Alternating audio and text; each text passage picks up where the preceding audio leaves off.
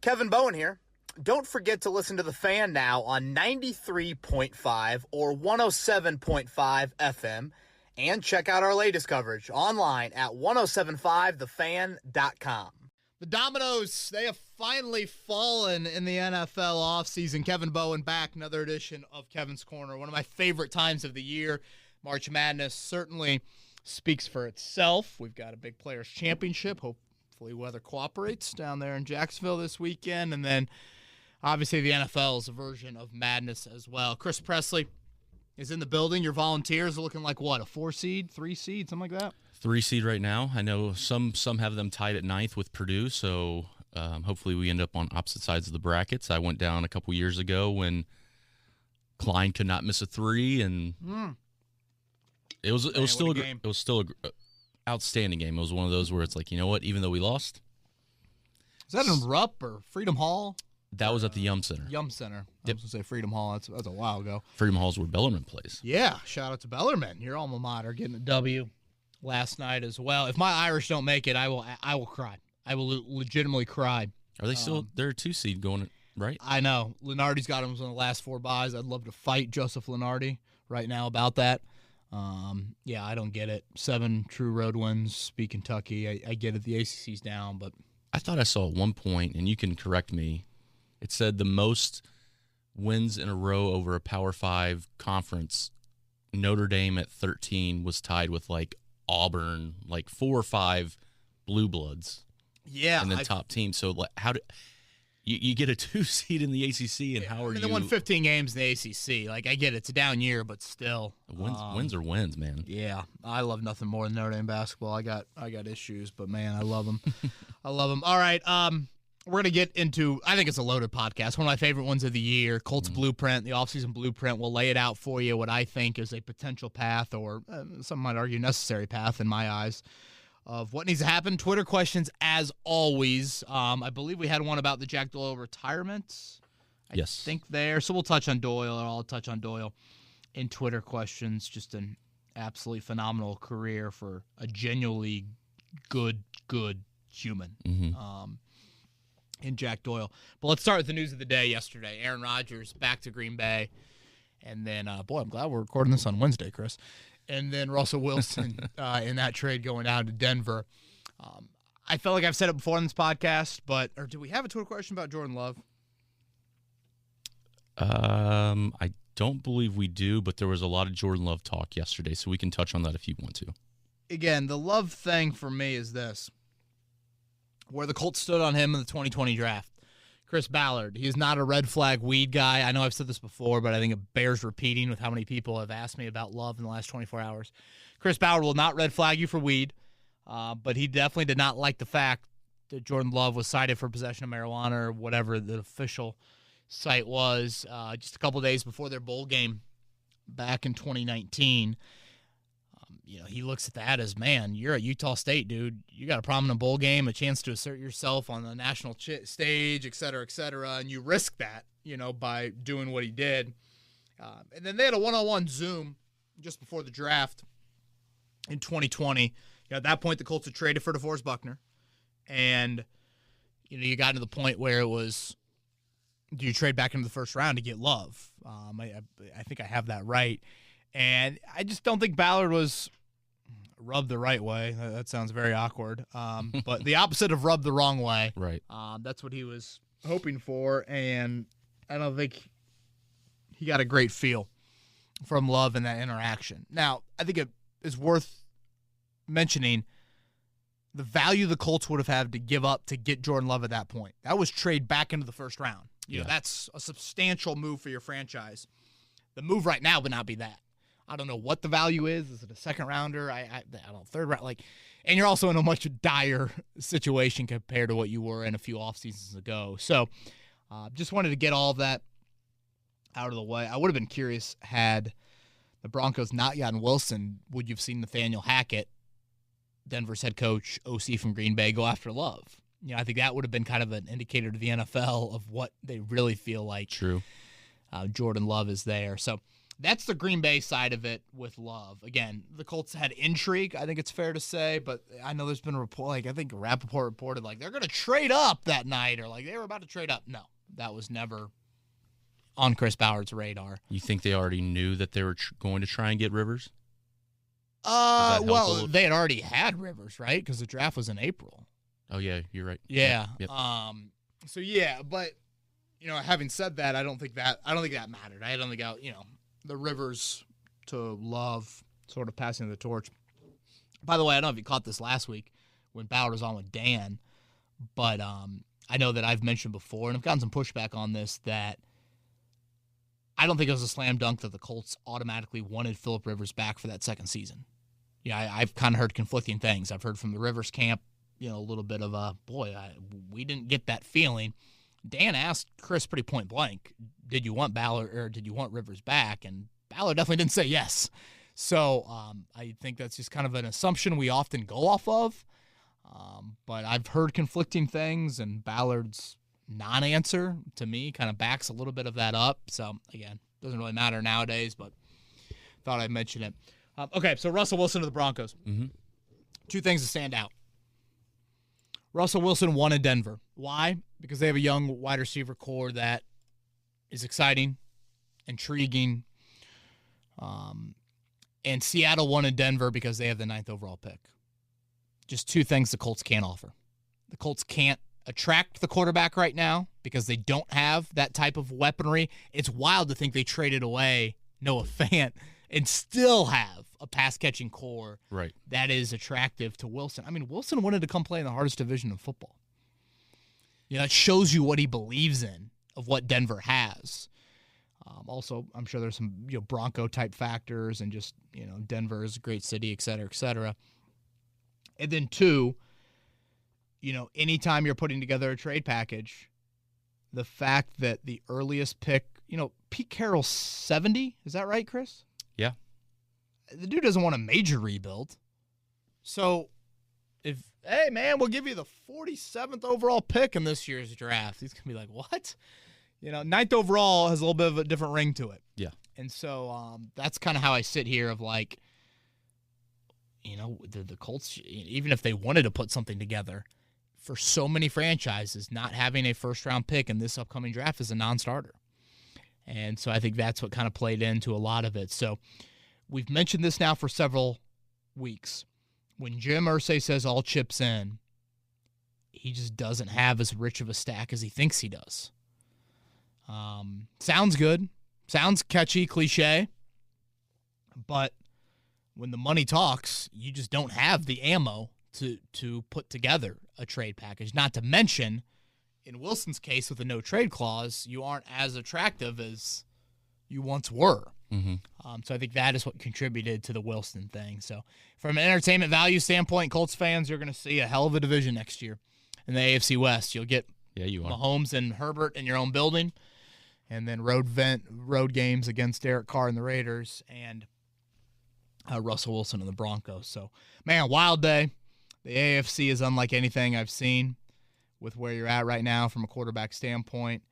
And, boy, it's brutal. It's brutal, and the Colts are not in a good position whatsoever. We'll get more into that a little bit later. I don't speak in hyperbole at all. At least I feel like I try not to. Everything that I'm saying on this podcast and have said over the past handful of years and doing it comes from substance. And, I'll probably make a statement that'll get some pushback a little bit later on the Colts quarterback situation, but I truly believe it. And I've never seen it like this. But that's where they're at right now on March 9th, 2022. Any thoughts, Chris, before we get into the Colts offseason blueprint on No, I mean, Rodgers, Wilson? Jokingly, like you said, to start that that segment, we typically do record earlier in the week, and this is one of the few times where, hey, everything breaks before we record. So when all those were breaking yesterday, around the time where I would be editing the podcast, I was just thinking, you know what? We finally dodged a bullet here. It's funny you say that. I teach a class at Indiana University in Bloomington, the second 8 weeks in the spring semester. It's the third year I've done it. And so it started this week. So yesterday was my first class. Tomorrow will be my second class. The kids will actually go on spring break. So next week I won't go down there. So I think typically in the offseason, it'll probably be more in kind of the Wednesday mode now for the next 8 weeks or so. Next week, it's up in the air. You just never know with free agency, and so we'll try to keep you posted on when we do end up recording. But I did think about that right before class started. The Rodgers news, right as class ended, the Wilson news. I stayed in the classroom and worked for a bit before hopping back up 37 to go pick up Rosie. But yeah, just a crazy day. Both those dominoes falling so quickly. I'm sure it had something to do with it. But now we kind of know what the quarterback market looks like. Yeah. Not great. But let's try and put together an offseason blueprint here. Yeah, Offseason Blueprint. If you want to go to 1075thefan.com, you can look at this complete article. We're only going to touch on a couple topics here. So, Kevin, you break it down into 3 main categories. The first thing you have is free agents, and there are a decent amount of free agents. Colts free agents. Right, Sorry, Colts free agents. Most of which coming in the trenches, either offensive or defensive line. Got a couple others out there from the back end in regards to George Odom. What are you thinking when you look at these Colts free agents? And again, you can go on the website and look at the complete list. Yeah, I mean, there's a lot of notable names, and it's a lot of quantity, really. I mean, over 20, I think, in-house free agents. As we record this, a week away from the official start of free agency, the Colts have not re-signed anybody. That's pretty par for the course for Chris Ballard. Doesn't typically do that before free agency starts. He oftentimes lets his guys hit the open market and still, has a thought to bring them back. So as I'm painting this blueprint, and I guess a couple parameters, I am under the assumption that you release Carson Wentz. That would bump up your available cap space with Jack Doyle retirement, I think just north of $50 million. The draft pick-wise, you don't have your first-round pick, so I think that's something that you got to point out as well. I'm going to re-sign the following guys, Chris. I'm going to re-sign Eric Fisher, Michael Badgley, Chris Reed, a couple of defensive linemen in Kamoko Turey and Tyquan Lewis, Matt Pryor on the O-line, and then George Odom at safety. Some thoughts there. Fisher, I look at as a Band-Aid at left tackle. I need an injury incentive-laden deal for him. I know it's a fine balance. Ballard mentioned the combine. He played through a pec injury and a knee injury. Well, great. Now he's got even more injuries than you thought about. So the glass half empty person would say he's reached the injury portion of his career. Right. The glass half full person would say, hey, once he's healthy, he'll pass protect much better. You can't cross off every need like you want to. So here's the Band-Aid. Badgley, he should be your leader in the kicking competition at Grand Park. Chris Reed, I look at you, okay, can he start at right guard? Mark Glowinski, see ya. Get a little cheaper with Chris Reed here. Danny Pinter is still intriguing to me financially. Pinter at right guard probably make the most sense, but again, I still kind of like the Ryan Kelly possible trade idea as well. Kamoko Turey, I just feel like he could tap into that potential, and I don't want it to happen somewhere else. You rotate a lot of bodies up front, so I bring him back on, again, a very prove-it deal. Tyquan Lewis is kind of in the Jack Mewhort deal for me, Chris, is you got to prove it and stay healthy. 4 years in the NFL, he's played double-digit games in one of those years. Versatile, important, when healthy. Mm-hmm. Matt Pryor's interesting. He's kind of the Joe Haig, Joe Wrights nowadays.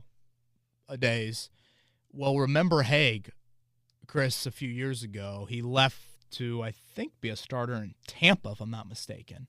Yes. Yep. Does that opportunity come to Matt Pryor? Does he all of a sudden, oh, wow, I see a starting job available somewhere else? That will be the difficulty here. Ideally, he's your 6th offensive lineman. But again, if someone else can offer him a starting job that's available, and I know a lot of people are like, what about Matt Pryor at left tackle? Dude's got one start at left tackle in his career. Do you really want to bank on that? One of the toughest positions to play. Again, Joe Wright says it all the time. Gosh, I'm going to screw it up, but like offensive linemen are made, but offensive tackles are born, or left tackles born, something along those lines. Sorry, Joe, not that you're listening to this podcast, but I totally butchered that. And then Odom, at safety, Chris, the Julian Blackmon torn Achilles. We've kind of talked about safety being a sneaky need. Great special teamer, certainly, but, he might be needed next to Kari Willis early in the season. And the nice part, and again, people can read this online, a lot of these are very cap friendly. Other than, Pryor, like you said, could get looks elsewhere, so that's why you have him getting 2 years, $6.5 million. Everyone else is pretty reasonable price. I mean, very cheap, I would say. Yeah, and one thing you'll notice about this blueprint is I'm going to dry up this cap a lot. I'm going to use a lot. Very anti-Chris Ballard, very anti-Colts. I don't give a shit. It's your podcast. Well, that. But it's time. It is time. Changes have got to be there. You finish in the middle of the pack for the AFC the last 3 years.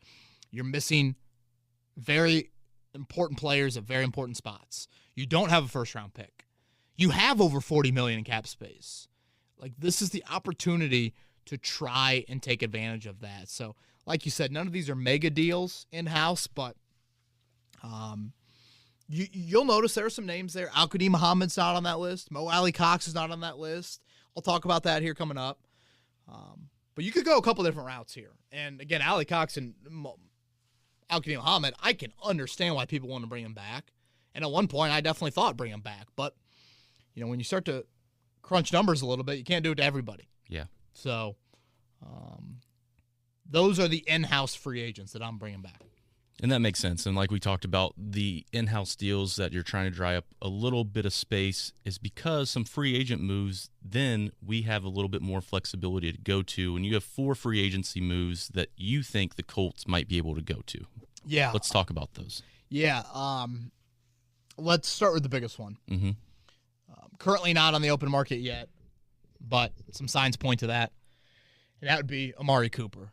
I threw out 3 years, $54 million. A lot of these cap numbers, I think you can manipulate the cap a lot. So I think we get a little bit too I think the Colts do as well, kind of get too caught up in exactly the cap and whatnot. But, think about Cooper, Jake. Sorry, Chris. Chris Presley, not Jake Quarry. The thing about Cooper that he'd be bringing to your position is 2 things that you have not had. That's annual production, and it's durability. Yeah. Chris, Amari Cooper hasn't missed a game the last 3 years due to injury. Missed 2 due to COVID. Hasn't missed a game due to injury over the last 3 years. I mean, think about wideout, man. Think about all the injuries the Colts have had at that position. No one can stay healthy there. No. Outside of, Pascal, And, again, the annual production is what separates Cooper. So, the elephant in the room would be, though, does Amari Cooper want to come here? Yeah. Hey, who's my quarterback? What? Sam Ellinger, the dude I watched in the Red River Shootout for all the, that's a big deal, obviously. So I think it's time to swing it wide out. The other thing that stands out to me about wide out in this class is you look at it, Chris, a lot of injury questions with these free agent wideouts. Some nice names, but again, a lot of injury questions. Cooper would seem to kind of separate himself with that. So I'm taking it swing it wide out. That's where I'm going. Especially a guy who runs routes the way that he does with a lot of those guys, the in and outs, the knee injuries, quads, hamstrings. Like you said, the longevity is really nice. Maybe we get him. Late in the draft, we saw how much speed happened just this last week at the Combine. If you can get a wide receiver late. Obviously, those are things we'll talk about at a later date and hopefully with another Beers with Bowen. Let's go to the defensive side. A guy that I was pretty interested in looking at his highlight film, Emmanuel Ogbah. Yeah, Emmanuel Ogbah from the Dolphins. Mm-hmm. Had a couple stops in his NFL career. A pretty high pick out of, I think, Oklahoma State. 28 years old. And as a defensive end, I'm throwing around $10 million a year for him. He's a high-level athlete, which I think is important to mention. As he gets a little bit older in his career, there's still that pop in him. And that's important for the Colts to identify as well. Hasn't missed a game the last 2 years. Again, defensive line, so many injuries there. 9 sacks each of the last 2 seasons. And, Chris, of all the available guys, and again, Harold Landry, we just saw sign the mega deal to stay in Tennessee, so he's off the board. You have a guy that had 24 quarterback hits last year. He also had 12 passes deflected. That's a big number for a defensive lineman. Yeah. Again, 24 quarterback hits, 12 passes defensed. Throw out the sack number. That's consistent pressure. I think the Colts have lacked that. at defensive end. That, to me, is pretty attractive. 24 quarterback hits, the most of any free agent this offseason as well. So you're going to have to pay, and probably I'm on the low end of that. But I just think I get there's hesitancy of like, all right, 3 years of guaranteed money. Okay, he's going to turn 30 in those 3 years, but you know what? He's shown some durability. Again, had the athleticism coming out.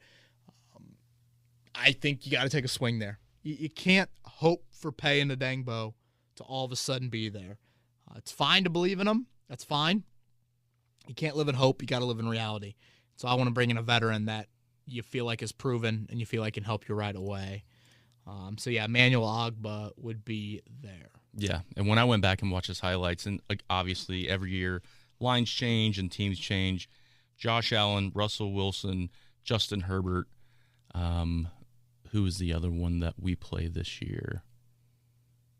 There are four quarterbacks that we play this year, and granted, this is a guy coming off the left end, so the quarterback should be able to see him. Not only does he get to the quarterback, strip sacks. Really like that about him. He puts the ball out. We've not seen that for a while, so that would be nice. Next one, you talked about the Mo Alley Cox, someone who might be able to replace him, Tyler Conklin. Yeah, tight end to me, Chris, is a definite need. I would have said that before the Doyle thing. So in Conklin, he's had an interesting career. 5th-round pick out of Western Michigan. Again, pretty good athlete coming out. Super quiet his first 3 years. I don't think he reached 20 catches or 200 yards any of his first 3 seasons. Last year, 61 grabs for 539 yards. Now, certainly, Justin Jefferson and Adam Thielen get a lot of attention. Dalvin Cook get a lot of attention as well. But you'd like to throw him in here, and if you've got a Pittman and a Cooper and you've got Jonathan Taylor, I mean, he shouldn't be, your first or second option. But that's another reason you would figure, hey, let's let Kyle Rudolph go. Yeah, the Vikings saw something in Conklin. Right, and I know L.J. Smith is coming back for them. We'll see if they re-sign him. We saw a couple tight ends, Mike Gesicki, David Njoku, both get the franchise tag. Dalton Schultz, I think, from Dallas got it as well. So, again, the market at tight end dried up a little bit with the franchise tag situation, but I think it's time to make an investment there, similar to Eric Ebron from a receiving standpoint. I look at tight end as pretty deep in this draft as well. I would almost look at, can you get an inline guy, 4th or 5th round? I know you drafted Granson last year in the 4th round, but Conklin's a 5th round pick. George Kittle's a 5th round pick. You can find pretty quality tight ends on day 3. So I look at it as Mo Alley Cox walks. I still think Alley Cox can be a good player. Again, good inline blocker, et cetera. But I see an opportunity here with Conklin. It's just a little bit more of a receiving threat. Just feel like things get a little choppy with Alley Cox in that part of the game. But again, you got to come back in the draft, and you got to make sure that you still make tight end a need, in my opinion there. So, I'm coming away here in free agency with 2 important pass catchers. But I thought it was this time last year, Chris, I guarantee you can dial up the March Whatever podcast leading into free agency. And my most important key in talking about the blueprint was support for Carson Wentz. Outside of pass rusher, support for Carson Wentz. And hell, you can make the argument that pass rush would support your quarterback. But specifically, pass catchers. Mm-hmm. Time to go out and get a couple. You got over $40 million. Again, if you release Wentz, you got over 50. That's the route that I'd be going. And the last one here is a guy that all of us in the AFC South know a lot about and have seen multiple times. 1 year, $4 million. You're going Marcus Mariota. Saw him a little bit last year, too, with the Raiders. We can, a couple design runs. And how many people just went, oh, my God. What? What? Well, explain it to him. Well, Chris, I can't really explain it in much of a positive light other than welcome to 2022 in your quarterback situation. But no, in all seriousness, you kind of got your pick of the litter with these former top 5 picks. Some people are trying to talk me into Winston. I get there's a high ceiling there. The ACL, how much time would he have to work in the offseason with the new team? That would be a little bit concerning to me. And although it's probably no guarantee that he even is available, we'll see what New Orleans does with their coaching staff largely still intact with the promotion of Dennis Allen and Pete Carmichael as their OC and everything. So this is not flashy, but you got to live in reality. And Mariota, again, former top 5 pick. I think you look at the Tennessee numbers, efficiency-wise, they're a little better than I remembered. I think we always have a negative connotation about the Titans here because the Colts have had their number. Now, not lately necessarily, but, have had it in that Mariota tenure. He wasn't terrific in the road playoff game, but they did win a road playoff game in Kansas City, so he's experienced that. Wentz has not really experienced that at all. So I look at Mariota, and we'll talk about this in the draft. I don't necessarily say here are the 2022 keys to the franchise, but he's somebody that you could have as your starter. The bottom wouldn't totally fall out. You could evaluate your offense, on a pretty, even level, if you will. So I just don't know what else. I don't know where else, what else you do in this situation. Derek Carr, Josh McDaniels took that job to coach Derek Carr, I'm pretty sure, not to trade Derek Carr. Garoppolo to me, again, is just too. First off, it's a big financial draft commitment. Mariota would only be financial. And I just think he's steady, but I don't know if there's a massive sort of upgrade here. I mean, again, Kittle and Debo aren't here for what Jimmy G had, and you guys heard me say this before. I believe you've got to reach a pretty high ceiling from your quarterback in the playoffs there. So I don't love anything, but if I'm looking at the bat rack and I'm grabbing one to go in the batting cage with, I guess I'm pulling out the Mariota one. Yeah, and that was another topic we didn't talk about earlier in terms of the quarterback news. It sounds like it's a pretty standard procedure, but Jimmy's got to go under the knife a little bit here. So I think that's a good point. That's a good point as well. So that's how I look at free agency. Again, it is substantial. It is anti-Chris Ballard. I get all of that. But it's time to attack March free agency with some serious vigor. And if it means pushing some cap space down the road, which is not something the Colts typically do, so be it. I think you really have got to get serious right now here in the next week. All right, so we talked about Colts-owned free agents. We talked about free agency moves. Let's hit the third prong, draft ideas. Okay, so no first-round pick. Mm-hmm. I enter the draft in my long-term answers, quarterback, left tackle. Again, Fisher's the Band-Aid. Mariota, Band-Aid. I go quarterback, I go left tackle early. Flat out. Again, tight end, safety are still kind of on my radar. Wide receiver, it's always deep. Boy, I feel like a day 3 drafted wideout this franchise needs to hit on at some point. But specifically, they just have shied away from using. At left tackle, they've shied away from using any draft pick at that position. At quarterback, they've shied away from using an important draft pick at that position. It's time to do both at both spots. So that's how I look at things. Groom the left tackle. And honestly, Chris, I would not be opposed to just, Sam Howell, Matt Corral, whatever. Here are the keys. Evaluate him for a year. If it works, great. You got something to really work with. If it doesn't work, Chris, you've jeopardized no future draft picks. You have Mariota come off the books. And if you went 6 and whatever, you've got a top 10, top 12 pick, whatever you have next year, and then you go take another swing at quarterback. You will notice franchises that eventually hit on quarterbacks, they also have swung and missed in recent years before that. The Bills drafted E.J. Manuel in the first round. Mm-hmm. Okay, they swung, they missed, they came back, and they took a shot with Josh Allen. It's not like these franchises just, boom, you take one shot at it and you automatically hit. So I don't have that much of an issue of it might look like a different regime here making that selection, but that's where I would go draft-wise. So I mean, hell, look at it's funny looking at John Elway. Supposed to be this, obviously he's a Hall of Fame quarterback, not taking anything away from what he did on the field, right? Other than turning down the Colts. But looking at the list of quarterbacks, the 2 best ones that he's had really in his tenure are the guys that he's traded for or got in free agency. I think I saw you say Denver started the most quarterbacks in the league since Peyton retired.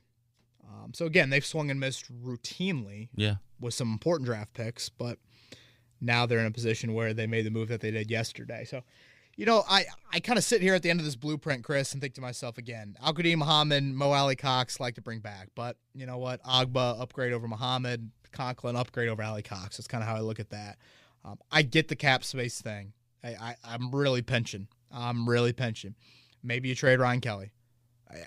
I don't know. But without a first-round pick, you got to do things differently. Yeah. And like you said, it's about the chips, and right now we don't have the chips that a lot of people hoped we did. And then before we get to Twitter questions, just kind of one final thing. Mm-hmm. I've talked a lot about this. You kind of have two plates to look at this offseason. Here's the quarterback plate, and here's the supporting the quarterback plate. That quarterback plate of Russell Wilson and Aaron Rodgers is gone. It's in the kitchen. You can't have it anymore. This blueprint, to me, kind of achieves mostly the support the quarterback, but it still offers some shot at QB of drafting one in the second round, taking a chance there of like, hey, can this be Derek Carr? Can this be Garoppolo? Whatever you think of your former second-round picks there. So I just think it's an offseason that you do have cap space to address some of those other important needs, but an offseason cannot go by without you taking a swing at the most important position in sports. So that's why I'm still taking the swing. And at some point, you got to have an important draft pick, and you got to give Frank Reich something to work with. You do, flat out. And I honestly think it's something the organization's thinking about. I do. I don't have a lot of insight into that, but I've got a little, and I do feel like quarterback in the draft is a possibility. So we'll see how it plays out. It'll be interesting, that's for sure. All right, you want to jump into Twitter questions? Let's do them. All right, this first one comes from Zach. Now that Russell Wilson and Aaron Rodgers' dominoes have fallen, who is the next best candidate for quarterback? Also, read something the other day about the Colts are projected to sign Terron Armstead from the Saints. Have you heard any chatter on that? Love the pod. Keep up the great work. I do not have any chatter on that. I know Armstead's battled a lot of injuries, so I think that would be the big question there. When healthy, certainly an upgrade and a stud at left tackle, but the injury thing would be that. All right, give me Zach's first point again, and thank you, Zach, for the question. We talked about the dominoes that fell at the beginning in terms of Russell Wilson and Aaron Rodgers. Who is the next best candidate? Zach, and to all of our listeners, I want to make this very clear, and this is the point I was addressing earlier. Don't speak in hyperbole. Everything I come with is with substance or something I've thought long and hard about. As we sit here right now, Chris, you and I are recording this at 10:40 a.m. on March 9th. There is not a team in the AFC in a worse quarterback situation than the Indianapolis Colts. Dead last. That might be tied for last. No one's below them. And feel free to pull up the AFC standings. Feel free to push back. The only thing I was going to say, whatever happens legality with Watson, maybe the Texans, but... And where I would disagree with that is this, Chris. When you talk about the worst quarterback situation, it's not just on the field. You got to think about off the field. And again, I don't mean Watson legally. They can trade Watson and get multiple first-round picks back for him. So they will get return on him. True. Plus, Davis Mills is better than Sam Ehlinger and James Morgan. That is true. So, again, people will mention like Pittsburgh. Pittsburgh's got a first-round pick this year. Colts don't have a first-round pick. And again, on the level of will this guy ever pan out, it's probably about a 6% level, but at least is a level. They do have Dwayne Haskins. Again, I don't think Dwayne Haskins is going to resurrect his career, but it is a recent former first-round pick, and the Colts just don't have that. So it's wild for me to say that because it's jarring, it's shocking. You and I grew up in this market, Chris. Mm-hmm. For 20 years, the Colts had arguably the best quarterback situation in the NFL. And again, as I sit here right now, and it's not just all on the field. It's off the field. Where's the hope? Where's the return on investment? That factors into it as well. It's the worst. It is the worst in the AFC. Cleveland. Okay, Baker has won a playoff game. Miami with Tua. All right, Tua, are there question marks? Sure, but an offensive-minded head coach. Like, the situations with the Jags or the Jets, they have the hope. All right? We'll see. Trevor, Zach Wilson, not great rookie seasons.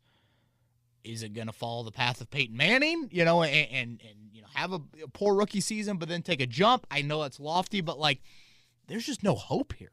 Yeah, you won me over on that. That's a good way to put it. It's just, and obviously the better quarterbacks speak for themselves. Bills, Ravens, Bengals, Chiefs, Raiders, hell, the whole AFC West. Right. It's just wild. It's wild to be in this spot, but there's no hope currently when you compare them to the other 15 teams in the AFC. I've brought up this stat before. Drafted quarterbacks in the AFC last year. Of the 16 teams in the AFC, 13 of them had quarterbacks they drafted. Denver, one of the teams that didn't draft the QB, Locke wasn't their primary starter. Bridgewater was. Right. Well, they just do what they did. Tannehill in Tennessee is another, obviously the Colts being the third. Like, Tannehill in Tennessee is the outlier. And again, you'd argue Tennessee doesn't love their quarterback situation. It's still better than the Colts. What also I think impacts where I have the Colts ranked is, like, again, Pittsburgh is probably the one team you could put in there and be like, God, they're in a bad situation. The Pittsburgh QB that's walking out the door is Ben Roethlisberger. You didn't give up draft capital for him. You don't have him under contract for 3 more years. You've got Wentz under contract for 3 more years. You gave up a first and a third. You factor in all this, I'm sorry. I'm not trying to be doom and gloom. We got to live in reality. You guys come here for an honest opinion. Try to bring it to you each and every week.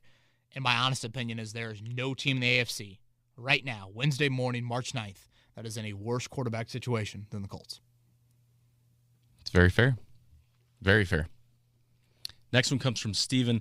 Hey, Kevin, huge fan of the show. He's written it a couple times. Just a quick question and like your input. Jack Doyle retiring. Does that also mean that T.Y. Hilton is going to be gone soon? Yeah, Steven, I'm glad you brought up Doyle because I do want to talk about him here.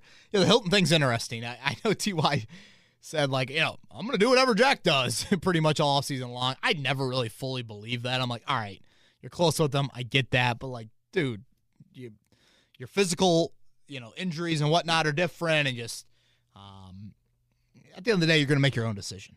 So I don't think this is a package deal like, oh, here are the twins from Garin. They're both going to go to, Right. wherever. We've lived in the same room our entire life. By the way, sorry to Garin.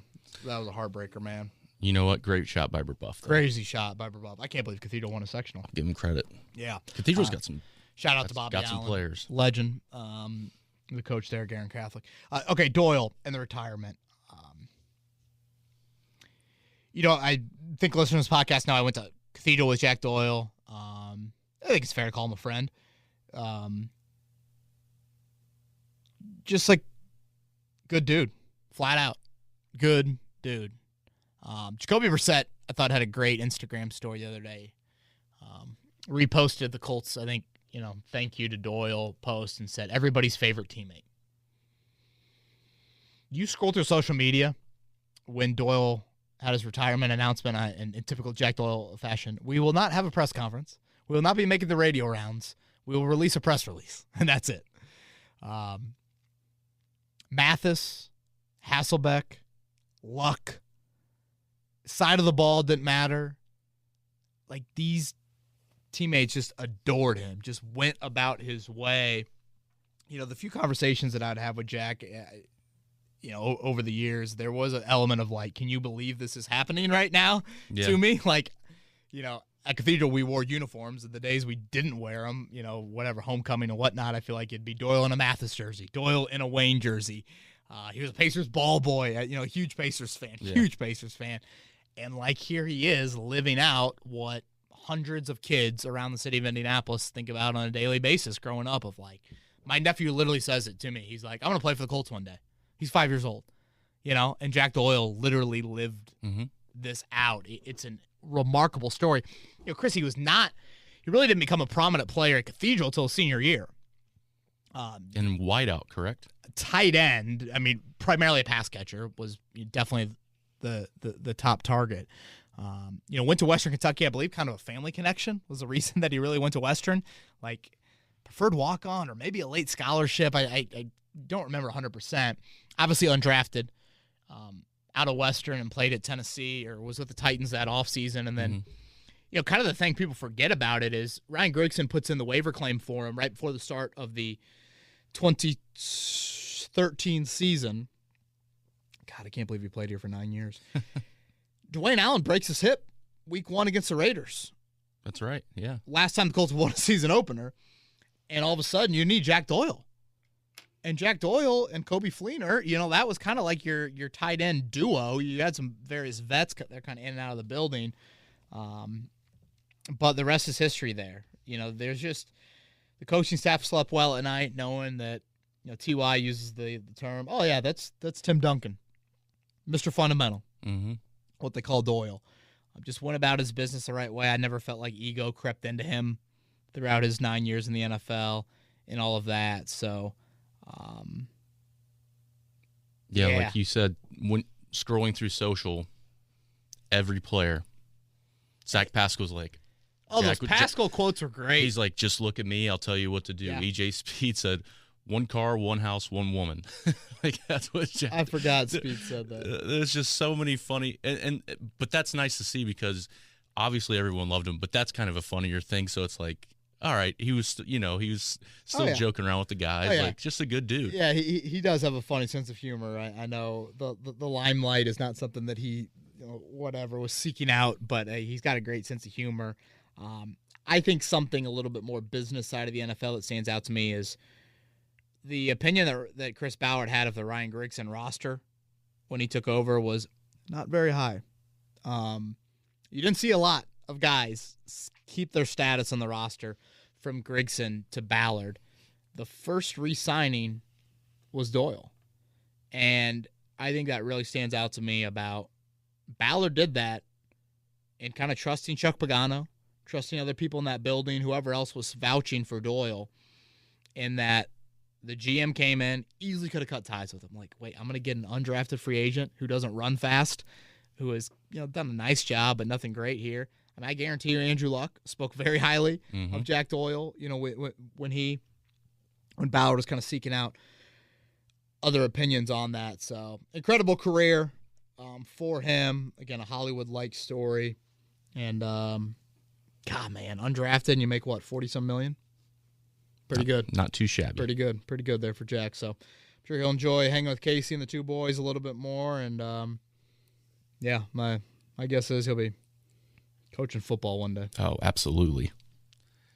This one comes from Craig. Hey, Kevin, it would seem the most logical scenario if we keep Carson Wentz for another year, given we won't get much for him, and draft a quarterback. He says late round 1 or 2, which we don't have at round 1. If that plays out, would you take Malik Willis or Desmond Ridder? Seems like a good mix for Wentz to have a mobile quarterback as his backup. Matt, first off, I don't know if Malik Willis is kind of getting there. Matt Corral and Sam Howell are the two that I kind of come to is a little bit more realistic in the range. Ridder, I don't know. Obviously, team-wise, he had much more success than Howell this year based off preseason expectations. I didn't love the offensive line in front of Howell this year, and I know North Carolina lost a good amount. Yeah, Ridder beat some Irish team, I think. Yeah.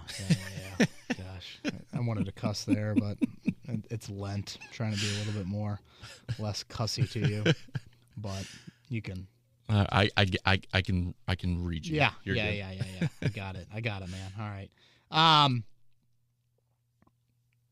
just think those guys are going a little bit. I don't, maybe not Ridder, but I think Willis is going to go earlier. Corral and Howell are kind of two that I've kind of narrowed a little bit here in the second round. But, there is an element, certainly, if we're just throwing a dart at the board, Craig.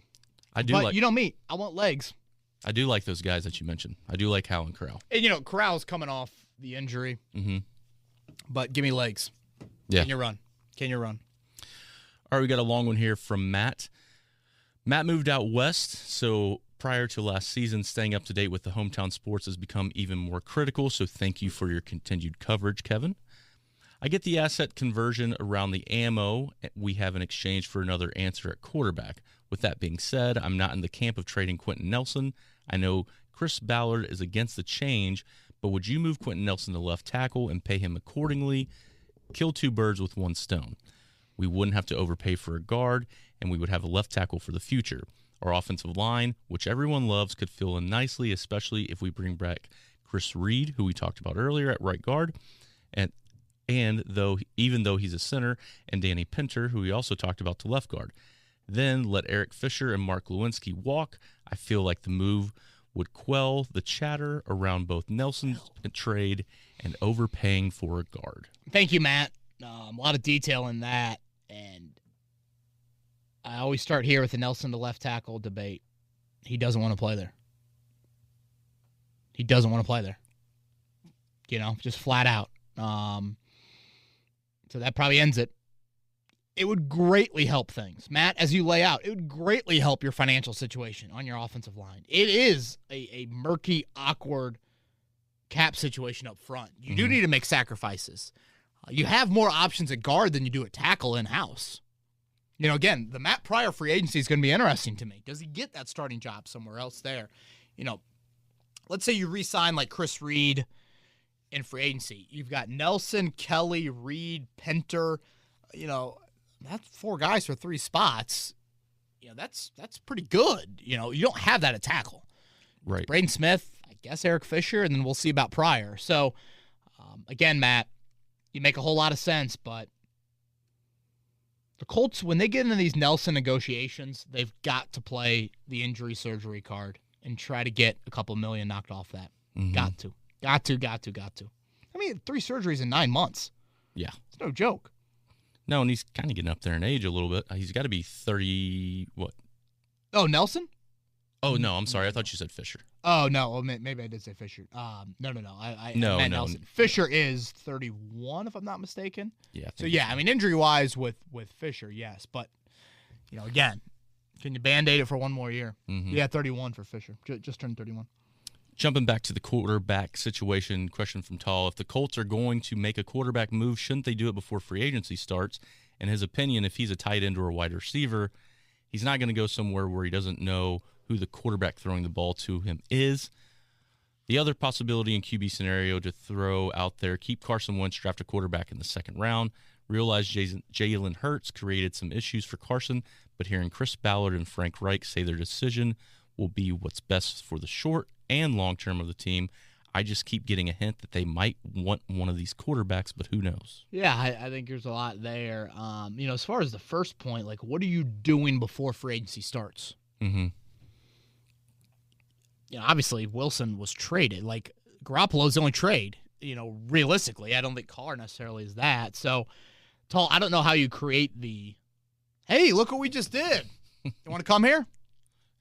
And frankly, free agency's going to start, and you could be like, hey, boom, Jameis Winston, Mitchell Trubisky, you want to come here? And they could be like, wow, that's awkward.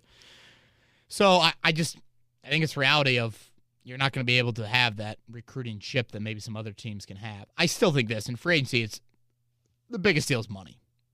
Biggest deal is money. That's what ultimately wins. But having said that, if it tied, between a couple teams, that can be a separator there. Yeah.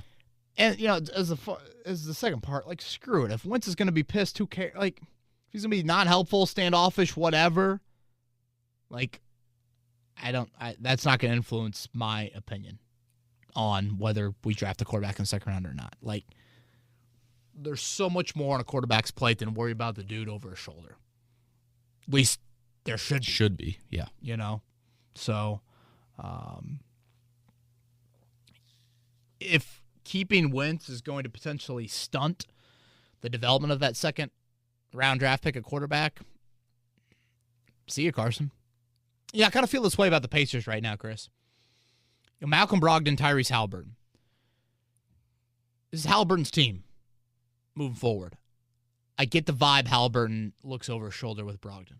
You watch the late game situations, it's Brogdon doing a whole lot on the ball, whereas Halliburton kind of defers.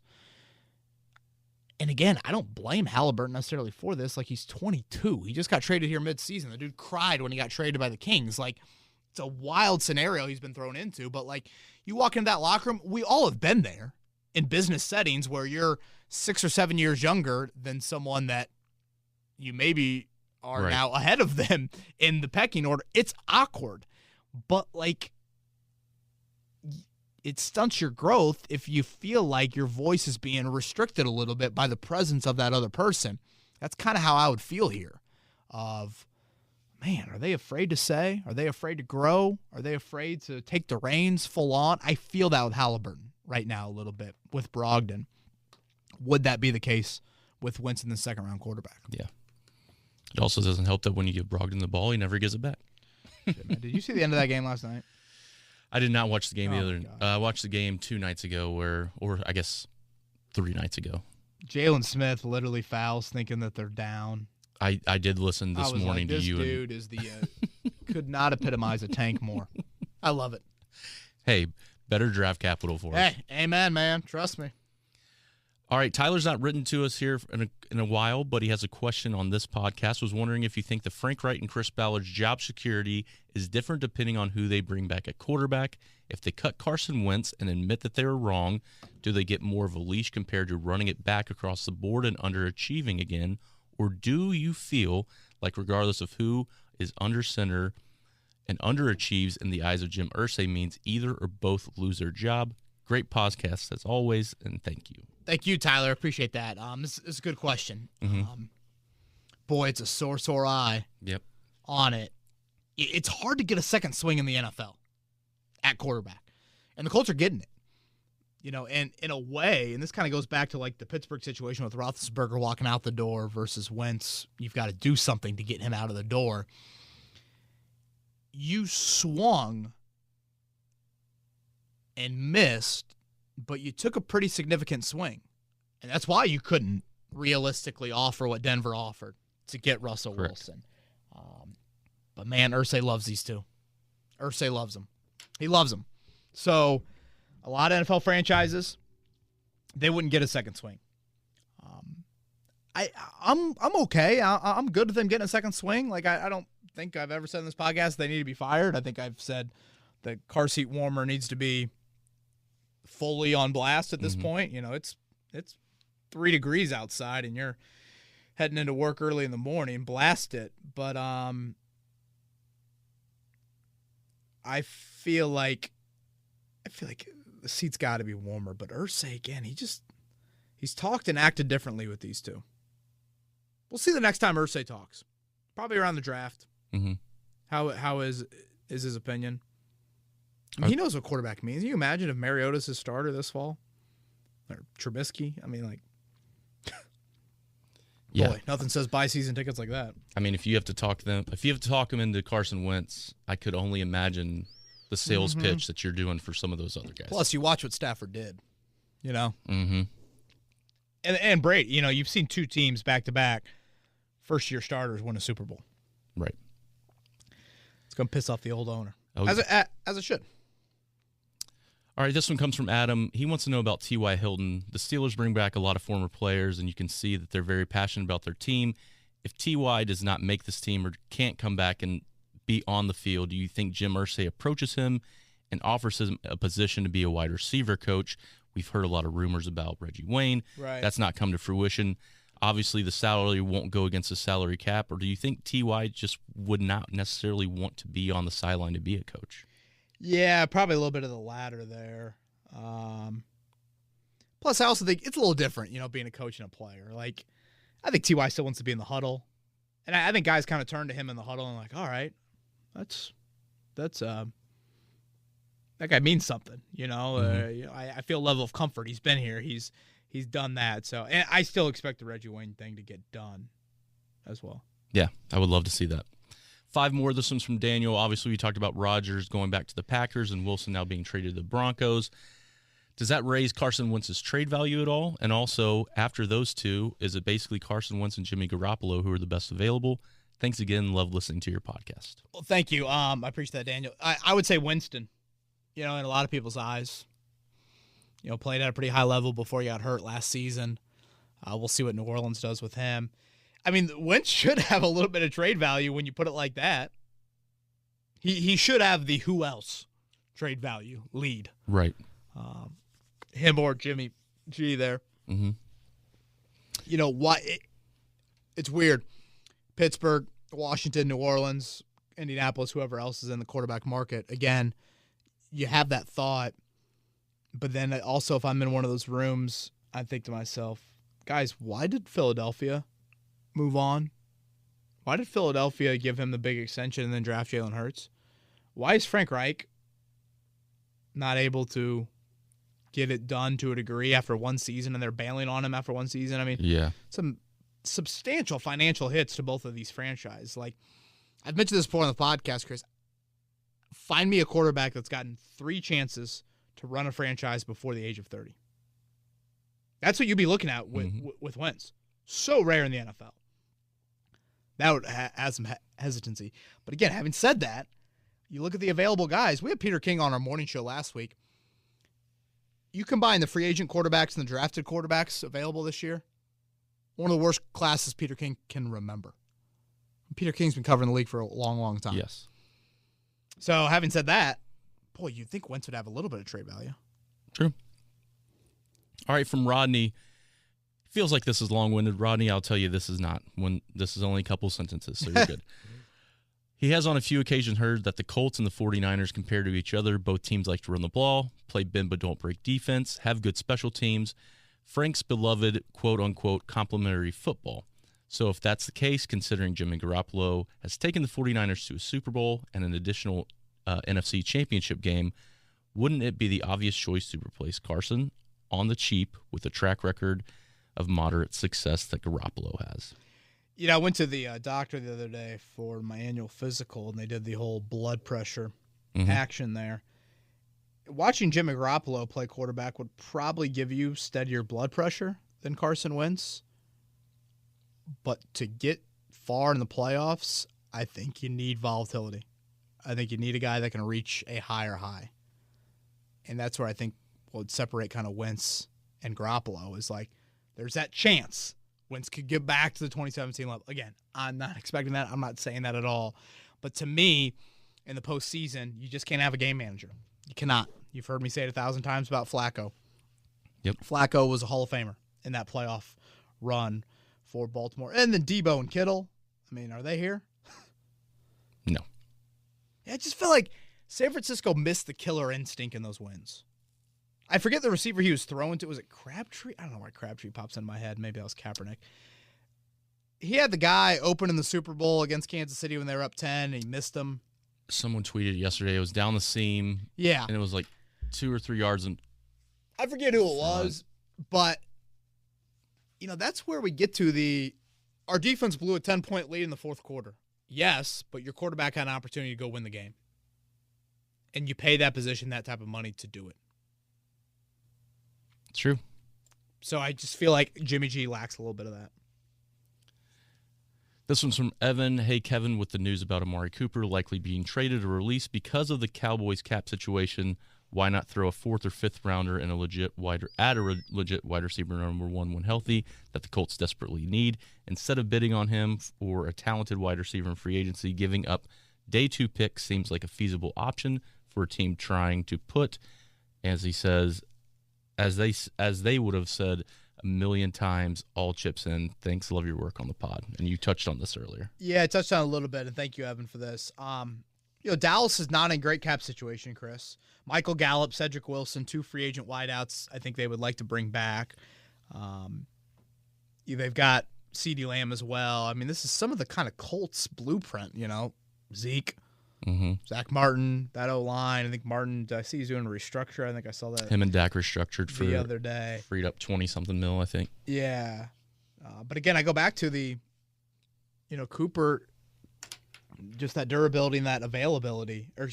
Durability, availability, and then ability, if you want to take it a step further. His production has been there. So, sure, I if Dallas would want that, I'd be content with that. I would like to think that they'd eat a little bit of his cap hit. Because, again, you're going to have to crunch numbers under the blueprint that I'm working with. Yep. It's by far the most aggressive blueprint that I've had. But I think it's necessary. How much more did the cap raise this year? It was like 280 or 208? Yeah, I mean, God, top of my head, I don't know. It's a small percentage, but, I mean, it raises each year. Certainly post-pandemic, it should be going back up with the amount of butts that were in the seats this year. But based on what everyone makes, it pretty much just stays.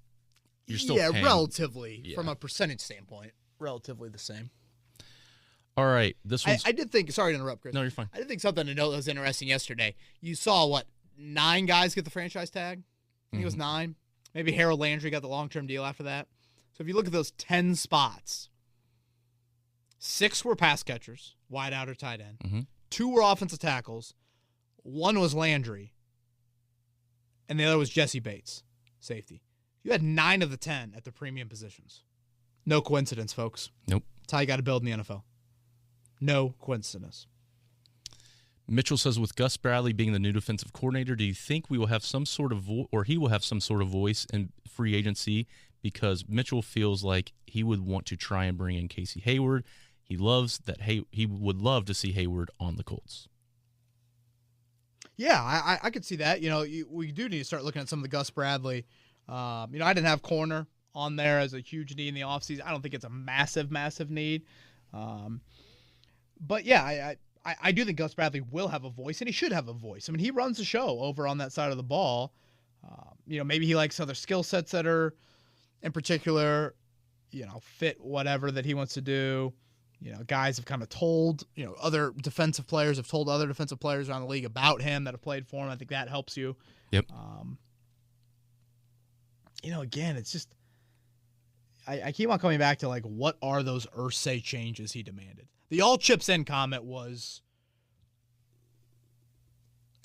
it was such a ludicrous comment. I don't know if you saw this in the break room earlier today, Chris. I go out there, and I assume this is left over from the night before. I'm in the break room at 6:50 in the morning.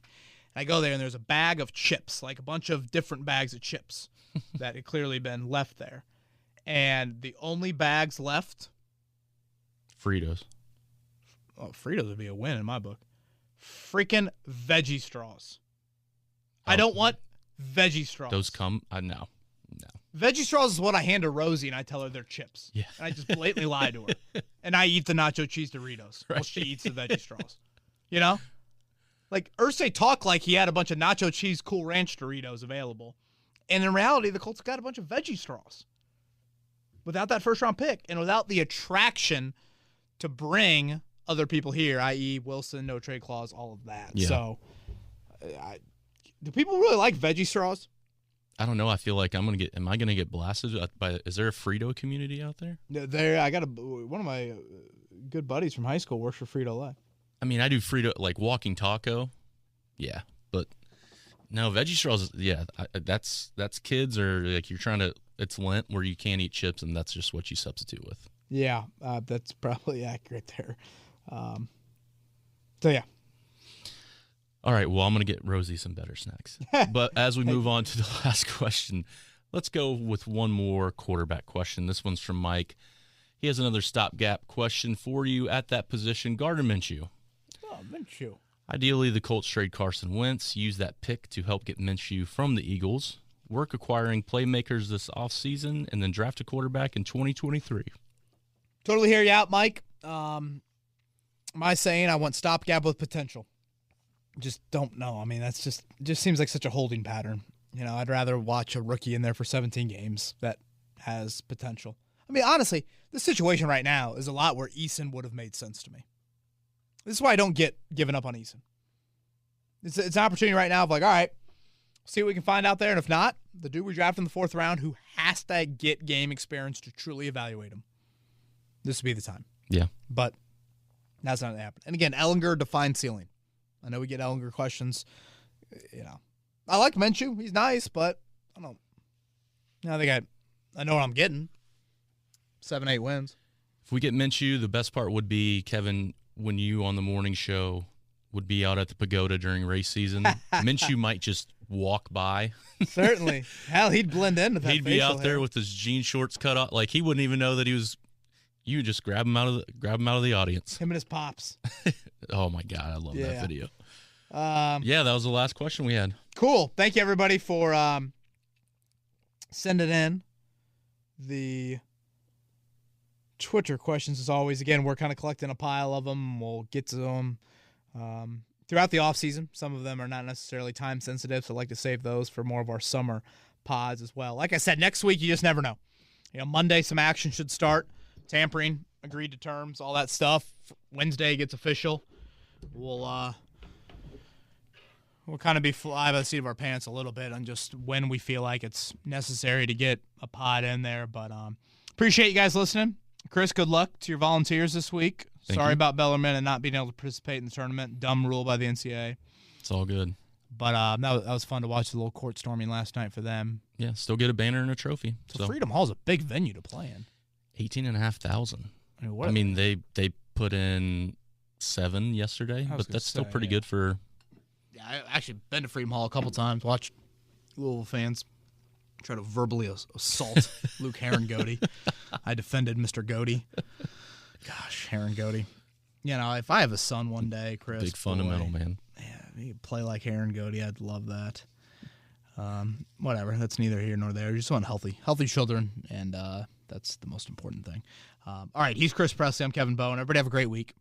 107.5 The Fan is your written content all week long. We'll be back next week on Kevin's Corner. This has been Kevin Bowen. Thank you for listening to another edition of Kevin's Corner. If you haven't already, subscribe on iTunes or Stitcher for the best Colts and Pacers coverage.